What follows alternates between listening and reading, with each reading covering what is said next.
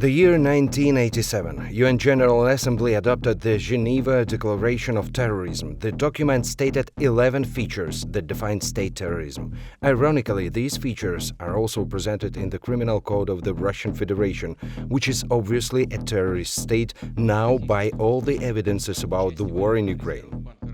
The Polish state practices terror against own people, murders, numerous arrests, distort allegations, total control over news and media, ban for demonstrations. This is what has been going on in Russia for the last years before people agreed with the official policy of hate. An important note, the state media that share disinformation are considered as participants of the state terrorism. Canceling citizens' right and freedom, changing laws under the cover of fighting against terrorism. The main Moscow motto of the war in Ukraine is fighting against so-called neo-Nazis. Last mobilization campaigns are gathering the young people without military experience and desire to be true. Military drills close to the borders of another country, dangerous for its people. For weeks before the invasion, Russia and Belarus have been preparing the invasion of Ukraine under cover of drills. The military attack of the civilians living in the victim country. Due to the latest data, thousands of civilians are killed by Russian bombs, rockets shot by Russian troops. Mostly these are women, children and seniors. Dozens of thousands are missing.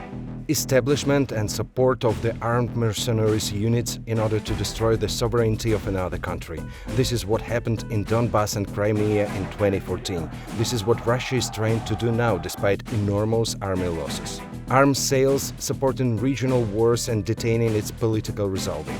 8 years of war in Donbass is exactly about this part of the document. Russia creates and supports the separatist states and units all over the world. Assassination or assassination attempt of another state authorities. Since the beginning of war in Ukraine, the country defenders reported about several attempts of the Russian and Chechen troops to murder the country leaders. All of those failed. Covert operations of the intelligence or other military forces aiming at destabilization or taking control over another state. Unfortunately, all the history of Moscovia neighboring Ukraine is full of such attempts, and in 2022, the shelling of the infrastructure and residential buildings are the Russian terrorist instruments for this. Disinformation campaign aiming at destabilization of other countries. For the last 10 years, Russian propaganda machine, internet trolls and cyber criminals have been penetrating every country in the world. USA with their elections, UK with Brexit, EU with Yellow Vest and migrant crisis, Middle East, Far East, even so-called neutral countries, Hungary and Germany suffered from the Russian influence, but quickly forgot it.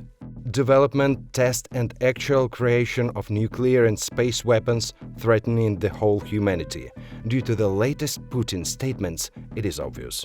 Delivery of the nuclear weapons to the territory of other states. This is the last step due to the UN General Assembly, but it will also be the last step for neighboring countries and for sure the last step for those ghost unions that are responsible for defense and security in the whole world. For now, in addition to all above, Russia confirmed its status as terrorist state by killing women and children on purpose in Kiev region, in Mariupol, Kharkiv, Sumy. On the 21st of March, a Russian army opened fire at the evacuation convoy for children near Mariupol.